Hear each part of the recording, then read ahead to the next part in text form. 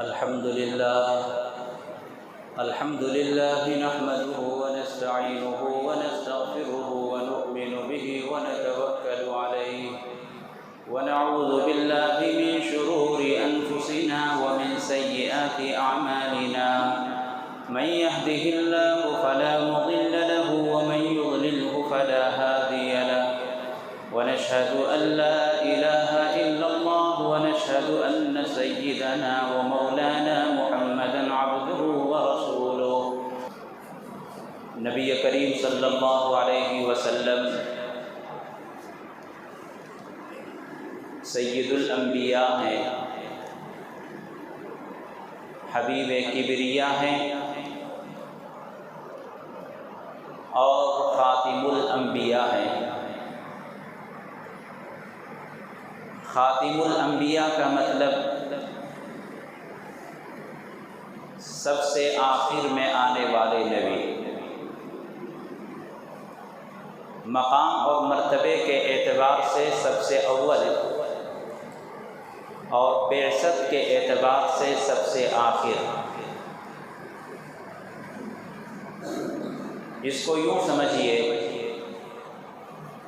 کہ جس طرح کسی جلسے میں جو صدر جلسہ ہوتا ہے وہ سب سے اخیر میں آتا ہے،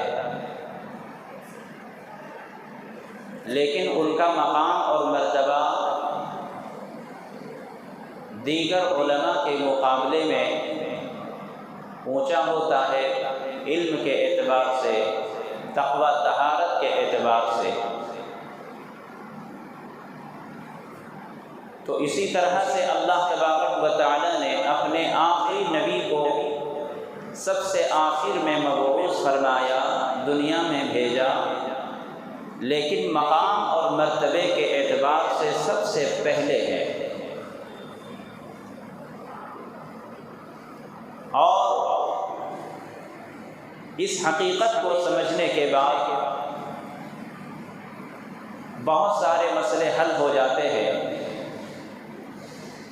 سب سے پہلے ہونے کا مطلب یہ ہے کہ اللہ کے نزدیک جو مقام اور مرتبہ آقا صلی اللہ علیہ وسلم کو ہے، وہ مقام کسی دوسرے نبی کو نہیں ہے۔ اور آخر میں نازل کرنے کے معنی یہ ہے کہ اب اللہ نے نبوت کے سلسلے کو اپنے اس نبی پر، جناب محمد رسول اللہ صلی اللہ علیہ وسلم پر ختم فرما دیا۔ اب کوئی دوسرا نبی آنے والا نہیں ہے، حتیٰ یہ کہ حضرت عیسیٰ علیہ السلام بھی آئیں گے، نازل ہوں گے، دنیا میں آئیں گے، لیکن ان کی کوئی مستقل اور اپنا الگ سے قانون نہیں ہوگا، شریعت نہیں ہوگی۔ حضرت عیسیٰ علیہ السلام بھی آئیں گے، نازل ہوں گے، تو شریعت محمدیہ کے مطابق عمل کریں گے۔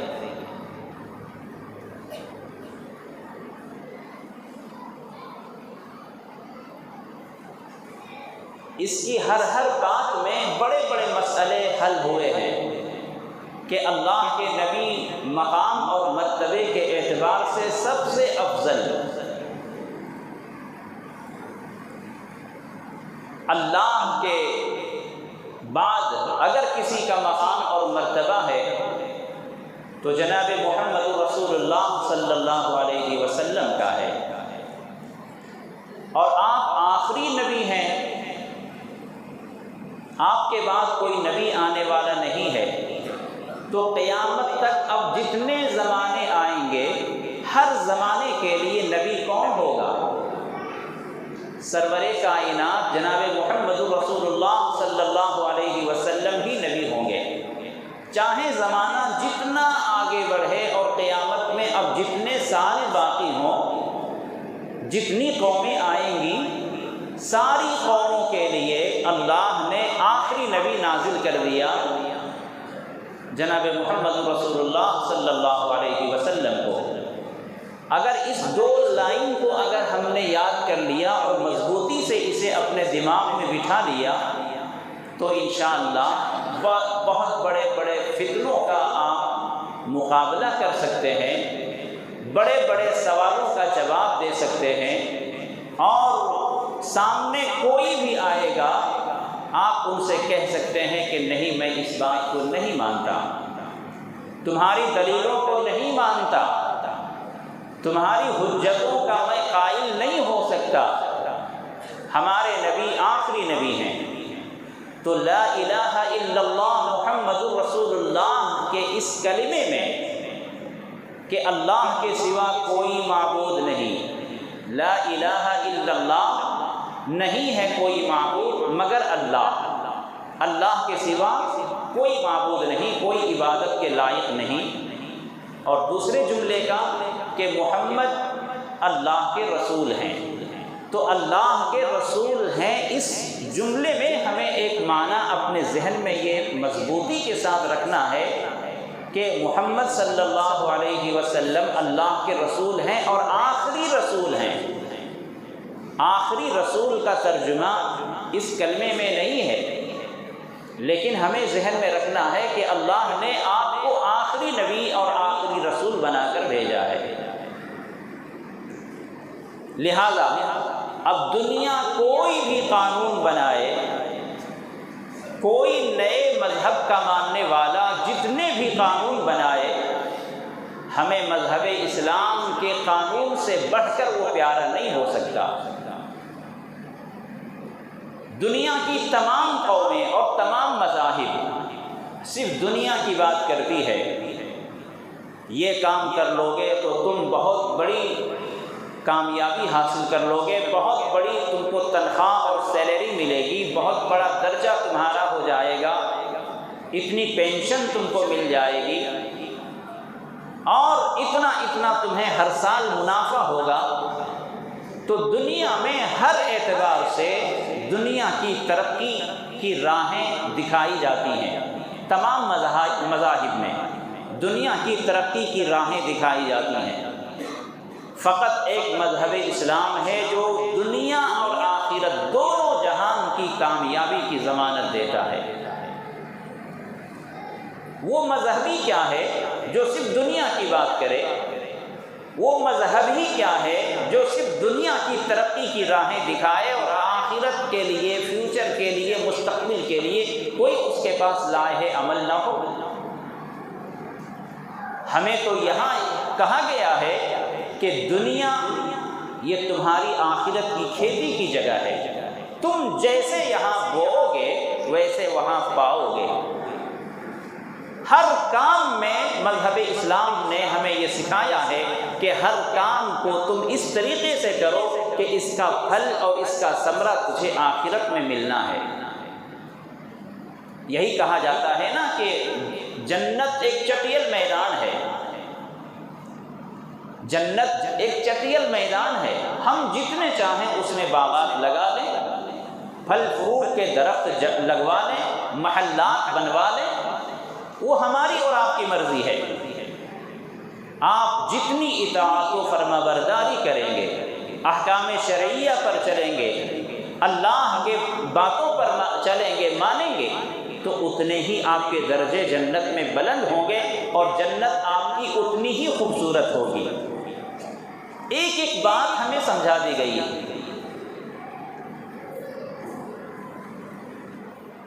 ایک بزرگ کا واقعہ لکھا ہے کہ وہ نماز پڑھتے تھے تو اللہ تعالیٰ نے ان کی عبادت کو قبول کر لیا، خوش ہو گئے۔ اللہ تعالیٰ نے خوشی میں اپنی مقبولیت کا ایک خواب دکھا دیا اس اللہ والے کو۔ تو اللہ والے نے خواب دیکھا تو انہوں نے یہ دیکھا کہ میرے لیے جنت بہت عالیشان بنی ہوئی ہے، میرے لیے حور بھی تیار ہے جس سے جنت میں میرا نکاح ہونے والا ہے، بہت ہی خوبصورت۔ لیکن انہوں نے دیکھا کہ اس حور کے اندر اتنا حسن ہے کہ دور سے آنکھوں میں چمک پیدا ہو رہی ہے، بدن جیسے شیشہ چمک رہا ہو، اتنی خوبصورت حور ہے، لیکن اس کی آنکھیں نہیں ہیں، نابینا ہے۔ وہ اللہ والے پریشان ہو گئے کہ یا اللہ یہ کیسی حور ہے کہ سارے حسن و جمال کا پیکر ہونے کے باوجود اس کی آنکھیں نہیں ہیں، نابینا ہے، بینائی سے محروم ہے۔ تو اس وقت کے جو معبر تھے، خواب کی تعبیر بتانے والے، انہوں نے ان سے پوچھا کہ آپ نماز پڑھتے ہیں تو نماز میں ساری سنتوں کی رعایت کرتے ہیں یا نہیں؟ فرائض تو پورے ہو جاتے ہیں، رکوع ہو جاتا ہے، سجدہ ہو جاتا ہے، اور جو کچھ پڑھنا ہے وہ پڑھ لیتے ہیں، لیکن سنتوں کی رعایت ہوتی ہے یا نہیں؟ آپ نماز کیسے پڑھتے ہیں؟ تو ان کو یہ خیال آیا کہ جب میں نماز پڑھتا ہوں تو آنکھیں بند کر کے پڑھتا ہوں۔ تو آنکھیں بند کر کے نماز میں نماز پڑھنا، اس کو مکروہ لکھا ہے فقہا نے۔ آنکھیں بند کر کے نماز پڑھنا اس کو ناپسند کہا گیا ہے۔ کیوں کہا گیا ہے؟ خدا نخواستہ آپ نماز میں ہیں اور سامنے کوئی کیڑا آ گیا، کوئی تکلیف پہنچانے والی چیز سامنے آ گئی، آپ نے سجدہ کیا، یا آپ کے پیر کے پاس آ گیا، اس نے بچھو ہے ڈنک مار دیا، سانپ ہے ڈس لیا، تو آپ کیا کہیں گے؟ دیکھو میں نماز میں تھا پھر بھی اللہ کو رحم نہیں آیا، نماز کو بدنام کریں گے، اللہ کو دوش ٹھہرائیں گے۔ تو اس لیے فقہا نے لکھا ہے کہ آپ آنکھیں کھول کر نماز پڑھیں۔ یا مثال کے طور پر کوئی سامان آپ نے رکھا ہوا ہے، نماز کی حالت میں آپ نے آنکھیں بند کر لی، کوئی آیا اور سامان اٹھا کر لے گیا، تو اس لیے فقہا نے لکھا ہے کہ آپ آنکھیں کھول کر نماز پڑھیں۔ ہاں اگر کوئی شخص آنکھیں بند کر کے اس کو خشوع حاصل ہوتا ہے، خشوع خضوع کے ساتھ نماز پڑھنے کا حکم دیا گیا ہے، یکسوئی اور سنجیدگی کے ساتھ نماز پڑھنے کا، حضوری قلب کے ساتھ نماز پڑھنے کا حکم دیا گیا ہے، تو اگر کوئی شخص ایسا ہے جو آنکھیں بند کرتا ہے تو اس کو خشوع خضوع حاصل ہوتا ہے، حضوری قلب حاصل ہوتا ہے، اس کو اطمینان و سکون حاصل ہوتا ہے آنکھیں بند کر کے نماز پڑھنے میں۔ تو فقہا نے اس کی بھی اجازت دی ہے کہ وہ پڑھ سکتا ہے، لیکن بہتر ہے آنکھیں کھول کر نماز پڑھنا۔ تو اللہ تبارک و تعالی نے جو باتیں کہہ دی ہیں، شریعت پر آپ جتنا چلیں گے جنت میں اتنے ہی محلات آپ کے لیے بنیں گے۔ اگر کسی نے سنت کی خلاف ورزی کی تو اسی کے اعتبار سے وہاں جنت میں اس کو کمی محسوس ہوگی۔ تو اللہ تبارک و تعالی نے جناب محمد رسول اللہ صلی اللہ علیہ وسلم کو آخری نبی بنا کر بھیجا ہے۔ ہمیں ہر کام سے پہلے شریعت مطہرہ کو دیکھنا ہے، کسی اور کو نہیں دیکھنا ہے۔ میں تو یہاں تک کہہ رہا ہوں کہ حدیث پاک میں اللہ کے نبی علیہ السلام نے فرمایا ہے کہ عیسیٰ علیہ السلام نازل ہوں گے، قیامت سے پہلے حضرت عیسیٰ علیہ السلام بھی نازل ہوں گے، لیکن انہیں بھی شریعت محمدیہ پر ہی عمل کرنا پڑے گا، ان کے لیے کوئی گنجائش نہیں ہوگی دوسرے مذہب پر عمل کرنے کی۔ تو ایک نبی کی شریعت، حضرت عیسیٰ علیہ السلام ایک نبی ہونے کے حیثیت سے ان کو بھی اپنی شریعت پر عمل کرنے کا حکم نہیں دیا جائے گا، وہ بھی اسی شریعت پر عمل کریں گے۔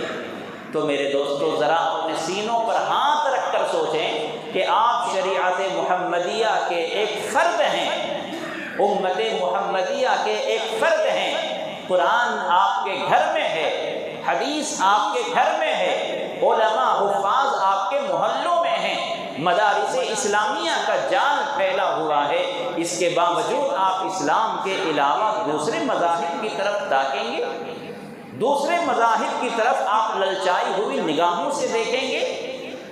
کتنی محرومی ہے اور کتنی بدقسمتی کی بات یہ ہے کہ اگر کسی کے پاس سونے کا ڈلا رکھا ہوا ہے، سونے کا خزانہ رکھا ہوا ہے، اور وہ کسی سے بھیک مانگ رہا ہو، کسی کے سامنے وہ اپنے دستے سوال کو دراز کر رہا ہو، جبکہ اس کے پاس سونے کا خزانہ رکھا ہوا ہے، تو مذہب اسلام میں پیدا ہونے والوں، نوجوانوں اور امت محمدیہ کے ایک فرد ہونے والوں، آپ کو زیب نہیں دیتا کہ آپ مذہب اسلام کو چھوڑ کر دوسرے مذاہب کی طرف آپ چلیں۔ اللہ کے نبی علیہ السلام ہمارے لیے آئیڈیل ہیں، نمونہ ہیں۔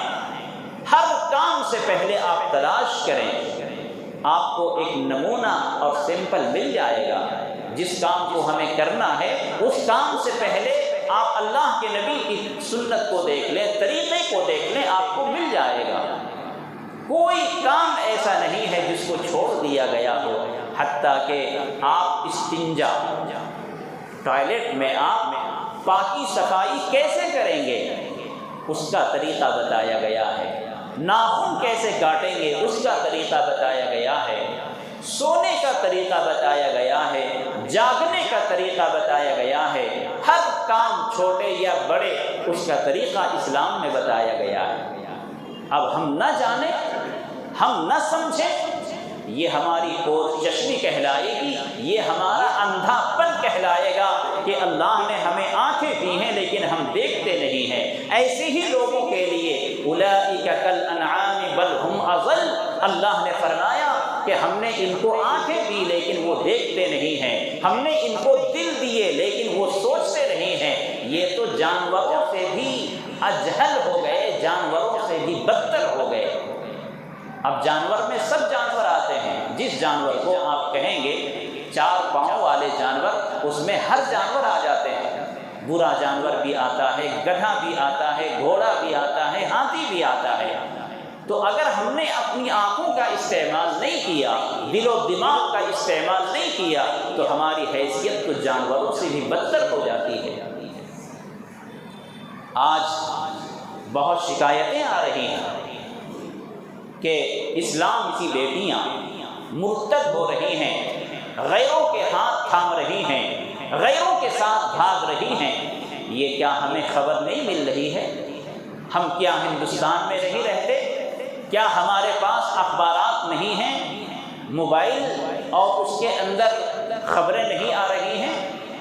آج سے 20-25 سال پہلے ہمیں پڑوس کے حالات معلوم نہیں ہوتے تھے، لیکن آج جدید ٹیکنالوجی کا دور ہے، سوشل میڈیا کا دور ہے، کوئی خبر چھوٹتی نہیں ہے، ہر خبر ہمیں معلوم ہوتی ہے کیا ہو رہا ہے پوری دنیا میں۔ لیکن افسوس ہے مسلمانوں، وہ دل نہیں رہا ہمارے پاس جو دل تڑپے، حالات کو دیکھ کر، قوم کی حالت کو دیکھ کر جو دل اڑنا چاہیے وہ دل ہمارے پاس نہیں رہا۔ شاید جو ہم حادثہ دوسرے کے گھروں میں دیکھ رہے ہیں، جو ہم پریشانیاں اور جو بدنامیاں دوسرے کے گھروں میں دیکھ رہے ہیں، وہ پریشانی اگر ہمارے گھر میں ہو تب شاید ہماری نیند کھل جائے، ہماری آنکھیں کھل جائیں۔ اپنے ایمان کی حفاظت آپ کی ذمہ داری ہے، اپنی نسلوں کے ایمان کی حفاظت وہ بھی آپ کی ذمہ داری ہے۔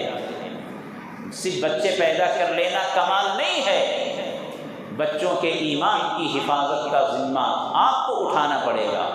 کوئی اللہ کا فرشتہ نازل ہو کر آپ کے بچے کو بچانے والا نہیں ہے، ہمیں اور آپ کو ذمہ دار بنایا گیا ہے۔ یا ایھا الذین آمنوا قوا انفسکم واہلیکم نارا، اللہ نے یہاں صاف صاف فرما دیا، قوا انفسکم، اے ایمان والو اپنے آپ کو بچاؤ، واہلیکم، اور اپنے اہل و عیال کو بچاؤ۔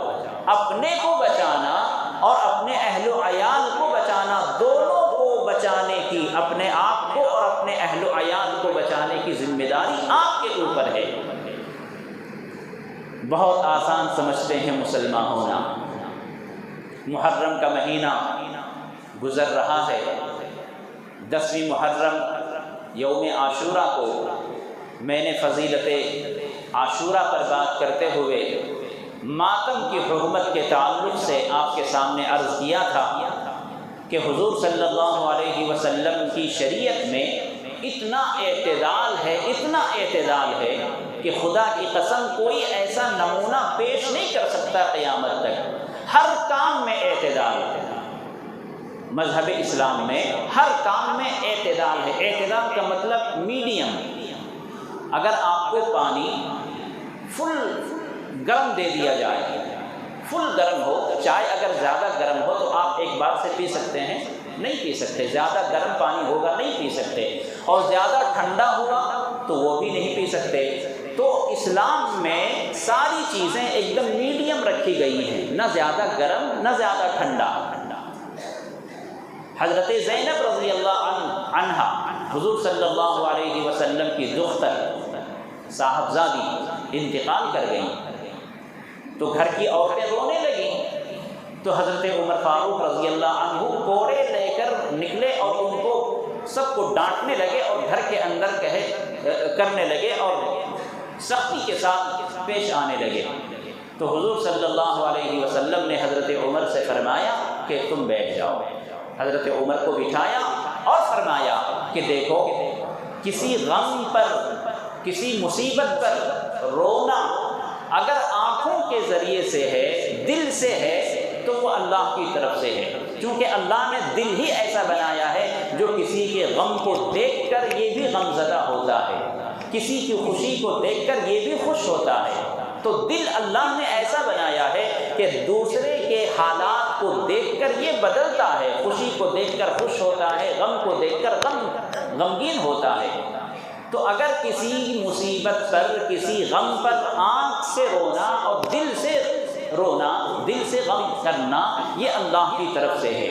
لیکن اگر زبان کے ذریعے سے رونا شروع ہو گیا، چیخنا چلانا، بالوں کو نوچنا، کپڑے کو پھاڑنا، سینے کو پیٹنا، اپنے آپ کو مارنا، پتھر سے، چاقو سے، کسی بھی طرح سے اگر اپنے آپ کو کوئی مار رہا ہے، اب یہ جو غم ہو رہا ہے یہ آنکھ اور دل کے ایکسٹرا زبان سے ہو رہا ہے، ہاتھ پیر سے ہو رہا ہے، تو اللہ کے رسول نے فرمایا ایسا غم کرنا یہ شیطان کی طرف سے ہے. تو دیکھیے مذہبی اسلامی میں اعتدال پر رکھا گیا کہ غم بھی آپ منائیں تو اس طرح سے منائیں. آپ نے خبروں کو پڑھا ہوگا کہ اس مرتبہ یوم عاشورہ میں یعنی محرم کی 10 تاریخ کو کچھ ماتمی لوگوں نے ماتم کرتے ہوئے کم بختوں نے اپنے آپ کو آگ میں گرا لیا، اپنے آپ کو آگ پر ہلاک کر لیا. وہ سمجھتے تھے کہ ہم اس طرح سے کریں گے کہ دنیا میں میرا نام ہوگا، حسینیوں میں میرا چرچا ہوگا، اور لوگ کہیں گے کہ واہ دیکھو یہ کتنا عاشق حسین ہے، کتنا سچا حسینی ہے، یہ آگ پر چل کر ماتم کر رہا تھا. لیکن اللہ نے اسے اسی دنیا میں جہنم پہنچا دیا. ماتم کرنا ہے، ماتم تو شریعت میں ہے ہی نہیں ہے. آپ نے وہ حدیث پڑھی ہوگی، حضور صلی اللہ علیہ وسلم نے فرمایا کہ 2 طریقے علاج میں شفا ہے. شفا حاصل کرنے کے لیے، بیماری سے نجات پانے کے لیے 2 طریقہ ہے. ایک ہے پچنا لگانا.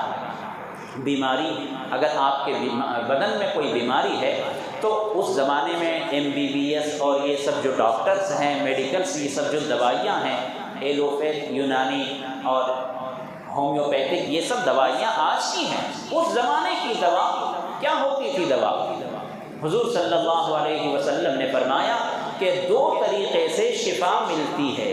ایک پچنا لگانے سے، پچنا کپنگ جس کو کہتے ہیں، کہ جسم میں ایک پیالہ یہاں لگایا جاتا ہے اور ہوا کے فورس کے ذریعے سے چمڑے کو اٹھا لیا جاتا ہے. اس کے بعد بلیڈ سے چمڑے کو تھوڑا تھوڑا کاٹ دیا جاتا ہے یا سوئی کے ذریعے سے چڑھویا جاتا ہے. اس کے بعد پھر وہ کپ ڈال کر بلڈ کو چوسا جاتا ہے، بلڈ کو کھینچ دیا جاتا ہے.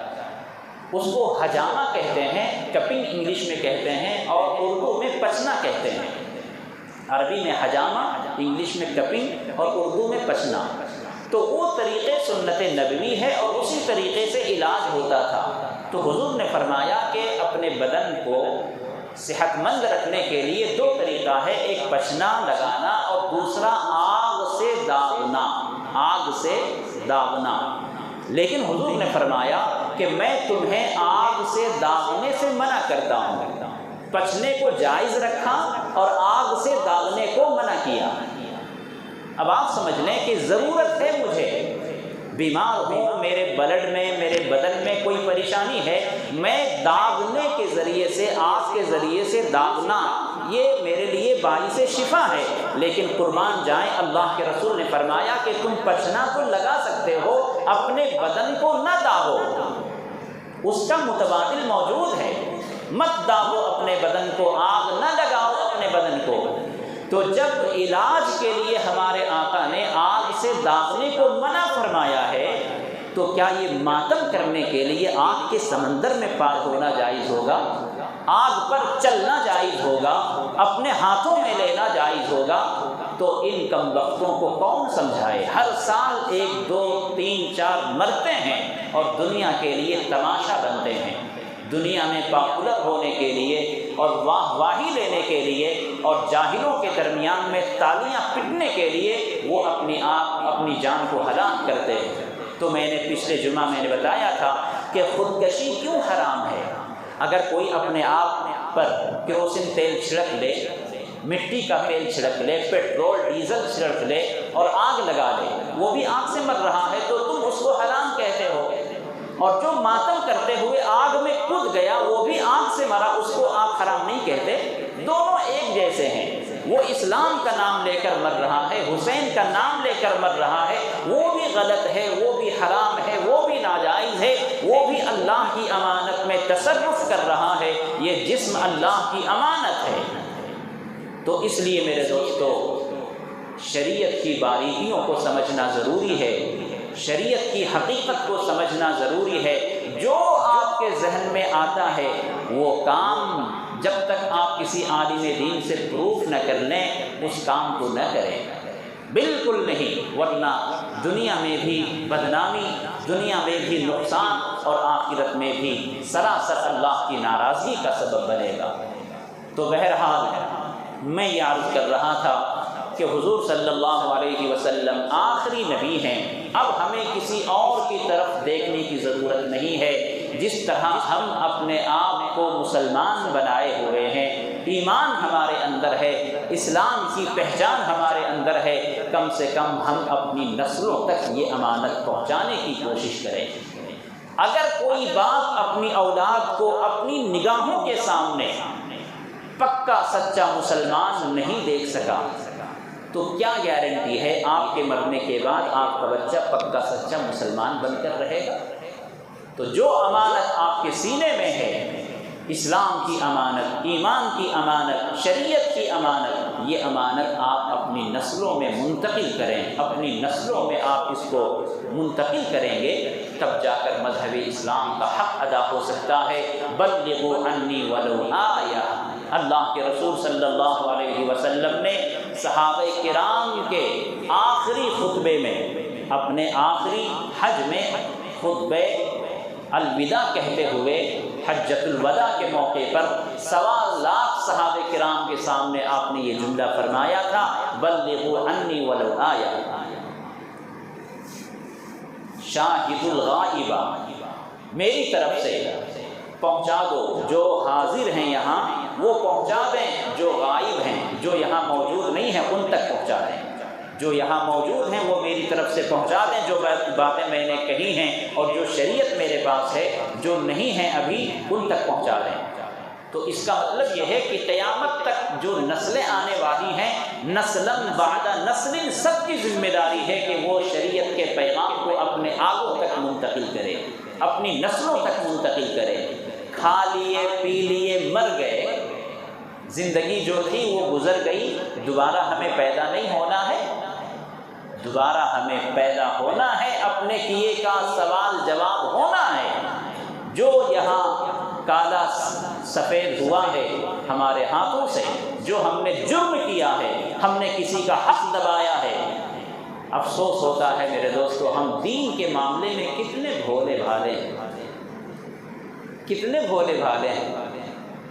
دنیا کے معاملے میں تو بڑے چالاک۔ ایک صاحب نے کل سوال کیا کہ حضرت میں اب میری عمر 60-65 سال ہو گئی ہے، جب میں چھوٹا تھا، چھوٹے کا مطلب ہے 25-30 سال کا تھا، تو کاروبار کرتے ہوئے کسی کے کچھ پیسے میرے پاس آ گئے، کسی کا پیسہ میں نے دبا لیا، تو اب میں وہ پیسے واپس کرنا چاہتا ہوں، کیسے کروں؟ تو میں نے کہا جن جن کے پیسے آپ نے دبائے ہیں اگر وہ آدمی موجود ہے اور وہ اگر موجود نہیں ہے تو ان کے وارثین، ان کی اولاد میں اگر کوئی موجود ہے تو آپ پر ضروری ہے کہ آپ وہ مال ان تک پہنچا دیں، اور اگر موجود نہیں ہے تو پھر آپ ان کی طرف سے صدقہ کر دیں، ان کو ثواب مل جائے گا۔ تو تھوڑا تھوڑا کر کے وہ بتا رہے تھے کہ میں تھوڑا تھوڑا کر کے کسی کا مال دبا دیا تھا، اس وقت مجھے اتنا شعور نہیں تھا، لیکن میں نے یہ ایسا جرم کر لیا ہے، اب مجھے افسوس ہے، میں ان کا مال ان کو لوٹانا چاہتا ہوں۔ تو میں نے پوچھ لیا ویسے ہی ہنستے ہوئے کہ کتنا مال ہوگا جو آپ نے دوسروں کا دبایا ہے؟ تو میں نے سمجھا شاید 100-200 روپے، 1000-2000 روپے ہوں گے۔ انہوں نے کہا کہ 70-80 لاکھ ہیں۔ دنیا میں کتنا چالاک ہے وہ آدمی، ہنستے ہوئے کہا 70-80 لاکھ ہوں گے۔ تو 70-80 لاکھ روپے انہوں نے جوانی میں دوسروں کے مال دبا کے بیٹھے ہوئے ہیں، اور دین کے معاملے میں یہ مسئلہ معلوم نہیں۔ دھوکہ دینا تو بہت اچھا آتا ہے، پھنس گئے تو نکلنا نہیں آتا۔ بہرحال اللہ تعالیٰ سے توبہ کریں، استغفار کریں، اپنی زندگی کو بنانے کی کوشش کریں، اور جو اللہ نے فرما دیا ہے اسی کے مطابق زندگی گزارنے کا نام اسلام ہے، اور اسی کا نام ایمان ہے۔ اللہ تعالیٰ ہمیں عمل کرنے کی توفیق عطا فرمائے۔ وآخر دعوانا ان الحمد للہ۔